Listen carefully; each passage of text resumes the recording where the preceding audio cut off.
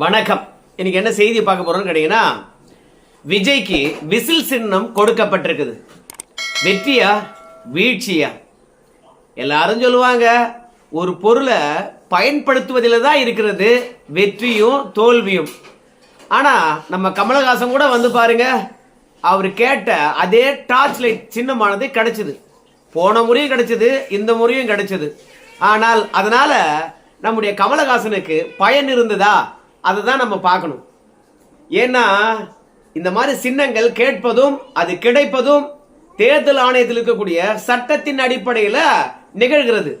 யாராலும் இந்த மாதிரி பொது சின்னம் கேட்கின்ற போது தேர்தல் ஆணையம் கேட்கக்கூடிய ஆவணங்களை கொடுத்தா அவங்க கொடுத்துருவாங்க. ஏன்பா, அங்கீகரிக்கப்பட்ட கட்சிகளுக்கு தாம்பா வந்து ஒரே சின்னம் கொடுப்பாங்க.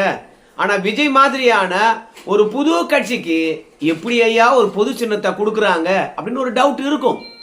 நம்ம விஜய் அவர்களை பொறுத்த வரைக்கும் கட்சியை பதிவு செய்து விட்டார். கட்சியை பதிவு செய்து விட்ட பிறகு அது கட்சியாக எப்படி செயல்பட வேண்டும் என்ற விதிமுறை இருக்குது. அந்த விதிமுறையின்படி கட்சி செயல்பட்டதுன்னு வச்சுங்களேன், அந்த தரவுகளின் அடிப்படையில் தேர்தல் ஆணையமானது இதனுடைய செயல்பாடுகள் ஒரு மாநிலம் முழுவதும் இருக்கிறது, அதனால இதுக்கு பொது சின்னத்தை வழங்கலாம் அப்படின்னு தேர்தல் ஆணையமானது முடிவெடுக்கும். தேர்தல் ஆணைய சட்டம் 1968 பிரிவு 10B படி ஒரு கட்சி தமிழகம் முழுவதும் கூட்டம் போட்டிருக்கணும், உறுப்பினரை சேர்த்திருக்கணும், நன்கொடைகள் எவ்வளவு வந்துச்சு, எவ்வளவு செலவு பண்ணிருக்கிறோம் அப்படின்னு பார்க்கணும். அதோட தேர்தல் ஆணையத்தின் விதிப்படி அந்த கட்சி பதிவு செய்யப்பட்டதிலிருந்து எத்தனை பொதுக்குழுக்கள் எத்தனை செயற்குழுக்கள் நடத்திருக்கணும் பார்ப்பாங்க. இப்படி கட்சியுடைய செயல்பாடுகள் தொடர்ந்து ஆக்டிவிட்டிஸ்ல இருந்துச்சுன்னா தேர்தல் ஆணையமானது என்னவெல்லாம் ஒரு கட்சியா இருந்தால் அதெல்லாம் செய்யணும்னு சொல்லிட்டு கை காட்டுகின்றார்களோ அதெல்லாம் செஞ்சாங்கன்னா அவங்களுக்கு பொது சின்னமானது கிடைக்கும். ஏப்பா, நம்ம கமலஹாசன் கட்சியானது திமுகவில் இணைஞ்ச மாதிரி ஆயிப்போச்சு, ஆனா அதுக்கும் பொது சின்னம் கொடுத்துருக்காங்களே அப்படின்னு சொல்லுகின்ற போது கமலஹாசனும் வந்து தெரு தெருவா இறங்கி பிரச்சாரம் பண்ணலனாலும் பொதுக்கூட்டங்கள் போடலனாலும் அப்படி போட்ட மாதிரி ஆடிட்டரை வச்சு எல்லாவற்றையும் ரெடி பண்ணிடுவார். அவருடைய கட்சி பலம் என்ன, எவ்வளவு உறுப்பினர் இருக்கிறாங்க அதையும் பொய்யா காட்டுவார். அந்த கட்சிக்கு வந்த நன்கொடையும் பொய்யா காட்டுவார். பொது சின்னம் வாங்குறதுக்காக இந்த மாதிரியான டாக்டிக்ஸை பேப்பர் மூலமாக தேர்தல் ஆணையத்துக்கு அனுப்பி வைப்பாங்க. தேர்தல் ஆணையமானது தன்னிடம் இருக்கக்கூடிய பேப்பரை தான் சரி பார்க்கும். நம்ம சட்டத்துக்கு ஏற்ற மாதிரி இருக்குதா இல்லையா அப்படின்னு வந்து தேர்தல் ஆணையம் அங்க மட்டும்தான் சரி பார்க்கும். தேர்தல் ஆணையம் எப்போதும் களத்துல இறங்கி வேலை பார்ப்பது கிடையாது. தேர்தல் ஆணையத்துக்கென்று பெரிய ஊழியரும் கிடையாது. தேர்தல் ஆணையத்துக்கென்று ஊழியர்கள் இருந்தான்னு வச்சுங்களேன், இந்த தேர்தல் சமயத்துல எல்லா கட்சிகளும் வீடு வீடா போய் பணம் கொடுக்குறாங்க இல்லையா, அந்த பணத்தை தடுக்கலாம்.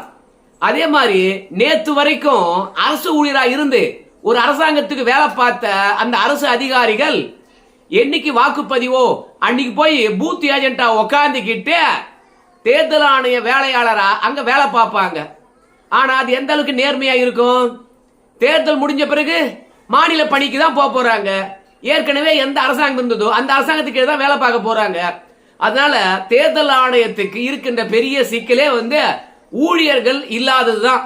அதனால தேர்தல் ஆணையத்துல என்ன ஆவணங்கள் சமர்ப்பிக்கிறாங்களோ அந்த ஆவணங்களின் அடிப்படையில் சின்னங்கள் கொடுத்துறாங்க. அப்படிதான் விஜய் அவர்களை பொறுத்த வரைக்கும் ஒரு 10 சின்னத்தை டிக் பண்ணி வச்சிருந்தாரு. அந்த 10 சின்னங்கள்ல விஜய் முதலாவதாக குறிப்பிட்டு இருந்தது விசில் சின்னம். இந்த விசில் சின்னம் விஜய்க்கு அப்படியே கிடைச்சிருக்கிறது. அந்த விதத்துல நம்முடைய புஷி ஆனந்தும் அவங்க கட்சிக்காரங்களும் வந்து எங்களுக்கு முதல் வெற்றி கிடைத்திருக்குது அப்படின்னு சொல்லிவிட்டு அவங்க அலுவலகத்தை வெளியே விட்டு வந்து அங்க இருக்கிறவங்க கிட்ட எல்லாம் இனிப்பை பகிர்ந்து கொண்டு இருக்கின்றார்கள். இப்படி ஆவணங்கள் அடிப்படையில் மட்டுமே வந்து கேட்ட சின்னமானது கிடைப்பது கிடையாது. நம்ம விஜய் அவர்கள் கட்சியை பதிவு செய்கின்ற தருணத்துல புது கட்சிகள் எத்தனை பதிவு செய்திருக்குது என்று பார்க்கணும். அந்த கட்சிகள் வந்து விஜய்க்கு முன்பாக இந்த விசில் சின்னத்தை யாரும் கேட்டிருக்க கூடாது. அந்த புது கட்சிகளோ பழைய கட்சிகளோ விஜய் கேட்பதற்கு முன்பாக வேற யாரும் அந்த சின்னத்தை கேட்டிருக்க கூடாது. ஏன்னா முதல்ல வரவங்களுக்கு முன்னுரிமை என்ற அடிப்படையில தான் அங்கீகாரம் பெறாத கட்சிகளுக்கு சின்னத்தை ஒதுக்குவாங்க. அதன் அடிப்படையில தான் இப்ப விஜய் அவர்களுக்கு அவர் கேட்ட முதல் சின்னமே வந்து விசில் கிடைச்சிருக்குது. இப்போ விசில் சின்னத்தை பொறுத்த வரைக்கும் விஜய்க்கு ஒரு அட்வான்டேஜ் தான், மாற்று கருத்தே கிடையாது. எங்க போனாலும் கண்ணுல விசில் படும். அப்படி இல்லையா, விசில் அடிக்காதவங்க யாராவது இருப்பாங்களா? இப்போ விஜய் அவர்கள் மேடைக்கு போறாருன்னு வச்சுங்களேன், ஒரு விசில் போடு அப்படின்னு சொன்னாருன்னா அங்க மேடையே வந்து பாத்தீங்கன்னா அப்படியே குலுங்கும். சோ இது மக்களிடையே கொண்டு போய் சேர்ப்பதற்கு ஈஸியான ஒன்றுதான். ஆனா இந்த விசில் மட்டுமே வந்து விஜயுடைய வெற்றியை தீர்மானிக்காது. ஏன்னா நம்முடைய கமலஹாசன் கூட அப்படிதான் விருப்பப்பட்ட சின்னங்கள் கிடைச்சது. அது மட்டும் இல்ல, நம்ம விஜயகாந்த் அவர்கள் விருப்பப்பட்ட சின்னமும் வாங்கினாரு. ஆனா தேர்தல் களத்துல அவருக்கு அது வெற்றி வாய்ப்பை பெற்று தந்ததான்னு கேட்டீங்கன்னா அவருக்கு பெற்று தந்தது. ஆனா அவங்க கூட சேர்ந்து 234 தொகுதியில் என்ற வேட்பாளர்களுக்கு அது வெற்றி சின்னமாக அமையல. அதுக்கு என்ன காரணம்னு கேட்டீங்கன்னா, இது எல்லோருக்கும் தெரிந்த சின்னமாகவே இருந்தாலும் அந்த சின்னத்துக்கு வாக்கு கேட்பதற்கு நிர்வாகிகள் இருக்கணும். அது மட்டும் இல்லாம இது விஜய் சின்னம், இவர் தான் விஜயனுடைய வேட்பாளர், இவரு மக்களுக்காக இது பண்ணிருக்கிறாரு அப்படின்னு சொல்லிட்டு அந்த தொகுதியில தெரிந்த முகமாவது இருக்கணும். அப்படி இருந்தாதான் மக்களை பொறுத்த வரைக்கும் சின்னத்தையும் பார்ப்பாங்க, வேட்பாளரையும் பார்ப்பாங்க, என்ன பண்ணிருக்காரு என்ற விஷயமும் பார்ப்பாங்க. விஜயை பொறுத்த வரைக்கும் துரதிருஷ்டவசமாக வந்து பாத்தீங்கன்னா கட்சி செயல்பாடுகள்ல அப்படியே முடங்கி போயிருக்கின்றார். ஒரு பக்கம் பண பிரச்சனை, இன்னொரு பக்கம் சிபிஐ விசாரணை, இன்னொரு பக்கம் சொகுசு கார் வரி பிரச்சனை, இப்படி 3 பிரச்சனையில விஜய் அவர்கள் மாட்டிக்கிட்டு தவிக்கிறார். அதனாலதான் ஈரோட்ல போட்டார் பாருங்க ஒரு பொதுக்கூட்டம், அதற்கு பிறகு அவரு வெளியே தலையே காட்டல. ஆனா இப்ப விசில் சின்னம் கிடைத்திருப்பதனால இனிமே வந்து கொஞ்சம் தொண்டர்களும் நிர்வாகிகளும் வந்து ஆக்டிவா ஆயிடுவாங்க. முடங்கி இருந்தவங்க வெளியே வரதுக்கான வாய்ப்பு நல்லா கிடைச்சிருக்குது இந்த விசில் சின்னத்தின் மூலமாக. அது மட்டும் இல்ல, விசில் சின்னம் இருக்கிறது, வேட்பாளர் நிறுத்திடுறாங்க, எல்லாம் ஓகே தான். ஆனால் இவை மட்டுமே தேர்தல் களத்துல வெற்றியை தீர்மானிப்பது கிடையாது. ஏன்னா விஜய் அவர்களை பொறுத்த வரைக்கும் எந்த விதமான அனுபவம் கிடையாது. அவருடன் இருக்கிறாங்க பாத்தீங்களா, அவங்களுக்கும் தேர்தல் தொடர்பாக எந்த விதமான அனுபவம் கிடையாது. நம்முடைய செங்கோட்டையன் இருக்கின்றார், அந்த செங்கோட்டையனுக்கு கூட எத்தனை தொகுதியில தேர்தல் பணியாற்றுவதற்கான வாய்ப்பு கிடைக்கும்? இல்ல அந்த ஒரு மனுஷன் எத்தனை தொகுதிக்கு போய் தேர்தல் பற்றியும் தேர்தல் எப்படி அணுக வேண்டும் என்பதை பற்றியும் சொல்லி கொடுப்பாரு? அதனால எனக்கு தெரிந்து ஈரோடு வரைக்கும் நம்ம செங்கோட்டையனுடைய ஆதிக்கமானது இருக்கும். ஆனா அதை தாண்டி இருக்குமா அப்படின்னு சந்தேகத்துக்குரிய விஷயமா இருக்குது. அது மட்டும் இல்ல, நம்ம அடிக்கடி இந்த வீடியோவிலே சொல்லி வர்றது என்ன கேட்டீங்கன்னா, அனுபவம் மட்டும் இல்லாம எதிர்த்தரப்புல யாரு வேட்பாளரா நிக்கிறாங்க அப்படின்ற விஷயத்த மக்கள் பார்க்க தான் செய்வாங்க. எதிர்த்தரப்புல எல்லாம் தெரிந்த மனுஷன், எல்லோருக்கும் தெரிந்த மனுஷன், கையில பணம் வச்சிருக்கவன், பல முறை வெற்றி பெற்றவன், தொகுதியில அந்த மக்களுக்காக ஏதாவது செஞ்சவன், அவன் நின்னான்னு வச்சுங்களேன், அந்த இடத்துல சின்னமானது எடுபடாது.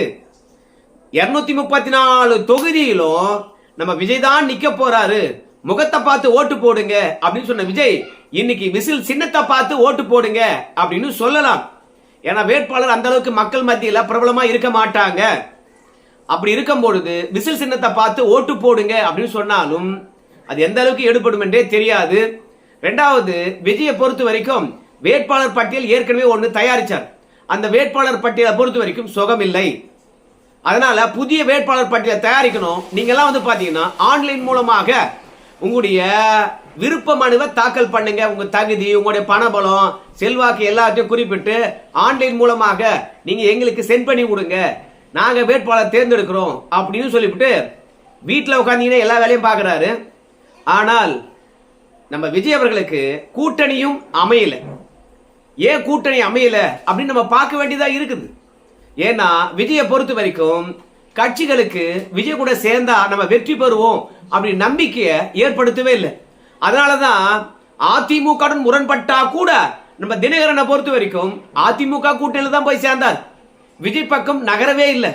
தினகரன் சொன்னாருங்களே, பாருங்க மக்களுடைய நலன் தானுங்க நம்மளுக்கு முக்கியம், ரெண்டாவது கட்சியுடைய நலன் ரொம்ப முக்கியங்க, மூன்றாவது எங்களுடைய குக்கர் சின்னம் எங்களுக்கு வேணுங்க. இந்த மூன்றின் அடிப்படையில் தான் நாங்க இன்னைக்கு முடிவெடுத்திருக்கிறோம் அப்படின்னு சொல்லியிருக்கிறாரு நம்முடைய டிடிவி தினகரன் அவர்கள். அப்படின்னா என்ன அர்த்தம்? விஜய் அதிகமான தொகுதி கொடுப்பாரு, ஆனா நான் எத்தனை வெற்றி பெறுவேன்? சோ வெற்றி பெற்றால்தான் என் கட்சிக்கு அங்கீகாரம் கிடைக்கும். திருமாவளவனை பொறுத்த வரைக்கும் ஒரு சாதி அடிப்படையில் கட்சி நடத்திக்கிட்டு திமுக கூட ஒட்டிக்கிட்டு நாடாளுமன்ற தேர்தல் 2 தொகுதி வெற்றி பெற்றுவிட்டு அவர் அங்கீகாரம் பெற்று பான சின்னத்தை உறுதிப்படுத்திட்டாரு. அப்போ டிடிவி தினகரனை பொறுத்த வரைக்கும் இது சட்டமன்ற தேர்தல், 8 தொகுதியில் வெற்றி பெறணும், அப்படி இல்ல 8% வாக்குகள் பெறணும். அப்படின்னா நம்ம டிடிவி தினகரனை பொறுத்த வரைக்கும் எங்க சேர்ந்தா சரியா இருக்கும்? நம்ம விஜயுடன் சேர்ந்தான்னு வச்சுங்களேன், அதிக தொகுதி கிடைக்கும். ஆனால் அந்த அதிக தொகுதியில் நின்னா கூட 8% வாக்குகளை நம்ம டிடிவி தினகரனால பெற முடியுமா? சான்ஸே கிடையாது. ஆனா அதிமுக கிட்ட எத்தனை தொகுதி வாங்கினாலும் அத்தனை தொகுதியும் வெற்றி பெறத்துக்கான வாய்ப்பு இருக்கு. இப்ப டிடிவி தினகரனுக்கு எங்க செல்வாக்கு இருக்குதுன்னு பார்த்து தான் பாத்தீங்கன்னா அதிமுகவில் இடம் கொடுப்பாங்க. அதே மாதிரி பிஜேபியும் அவங்களுக்கு ஒதுக்கும். அதனால செல்வாக்கு மிகுந்த பகுதியில் டிடிவி தினகரன் நிற்பதனால, அங்கீகாரம் பெறணும் என்பதனால, சின்னத்தை உறுதிப்படுத்தணும் என்பதனால கண்டிப்பா கீழே விழுந்து உழைப்பாரு. அதனால நம்ம டிடிவி தினகரனுக்கு அதிமுக தான் நம்பிக்கைக்குரிய விஷயமா இருக்கு. அது மட்டும் இல்ல, சின்ன சின்ன கட்சிகள் என்று சொல்லப்படுகிற ஜான் பாண்டியன் கூட அதிமுகவை நோக்கி தான் வந்தார். இப்போ டாக்டர் கிருஷ்ணசாமி மட்டும் என்ன முடிவெடுக்க போறான்னு தெரியல. நம்முடைய பாமகவுடைய ஒரு பிரிவா இருக்கக்கூடிய டாக்டர் ராமதாஸ் பெரிய குழப்பத்தில் இருக்கிறார். அவர் என்ன முடிவெடுக்க போறாருன்னு தெரியல. அதுக்கப்புறம் தேமுதிக நிச்சயமா விஜயா கூட சேர மாட்டாங்க. அவங்களுடைய பார்வை எல்லாம் எந்த பக்கம் இருக்குன்னு கேட்டீங்கன்னா திமுக பக்கம் இருக்கிறது. சோ இப்படி கட்சிகளுக்கு நம்ம விஜய் அவர்கள் நான் வெற்றி பெறுவேன் என்ற எண்ணத்தை உருவாக்கவே இல்லை. அதுக்கு என்ன காரணம் கேட்டீங்கன்னா 4 மாசமா விஜய் அவர்கள் செயல்பாடு இல்லாம அப்படியே முடங்கி போயிருக்கின்றார். இப்படி செயல்பாடு எதுவும் இல்லாம முடங்கி போயிருந்தா அந்த கட்சி மீது யாருக்கு நம்பிக்கை வரும்? சின்ன விருப்பப்பட்டது கிடைச்சா கூட அது எப்படி வெற்றி பெறும்? அது மட்டும் இல்ல, நல்லா ஒண்ணு கூர்ந்து கவனிச்சிங்களா? நம்முடைய விஜய் அவர்களை பொறுத்த வரைக்கும் ஒவ்வொன்றுத்துக்கும் ஒரு குழு போடுறார். எப்படி நம்ம முதலமைச்சரை பொறுத்த வரைக்கும் ஆட்சி கட்டில ஏறின பிறகு எல்லாவற்றுக்கும் குழு போடுறாரோ, அதே மாதிரி நம்ம விஜய் அவர்களும் எல்லாவற்றுக்கும் ஒரு குழு போடுறார். அதிமுகவில் எனக்கு தெரிஞ்சு ஒரே குழு தான் போட்டிருக்காங்க. தேர்தல் அறிக்கை ரெடி பண்ணுகின்ற குழு. கூட்டணி பேசுவதெல்லாம் நம்முடைய எடப்பாடியே பார்த்துக்குவார், அதுக்குன்னு குழு தேவையில்லை அப்படின்னு சொல்லிட்டாங்க. ஆனா நம்ம விஜய்க்கு பாருங்களேன், தேர்தல் அறிக்கை ரெடி பண்றதுக்கான ஒரு குழு, விஜய் பிரச்சாரத்தை பார்த்தீங்கன்னா திட்டமிடத்துக்கு ஒரு குழு, அப்புறம் தேர்தல் வேலைகளை பார்ப்பதற்காக ஒரு குழு, தேர்தல் பிரச்சாரம் செய்வதற்காக ஒரு குழு, வேட்பாளர்களை ஒருங்கிணைப்பதற்கான ஒரு குழு, இரண்டாவது தொண்டர்களை பார்த்தீங்கன்னா ஒருங்கிணைப்பதற்கான ஒரு குழு, இப்படி எல்லாவற்றுக்கும் குழு போட்டிருக்கின்றார்.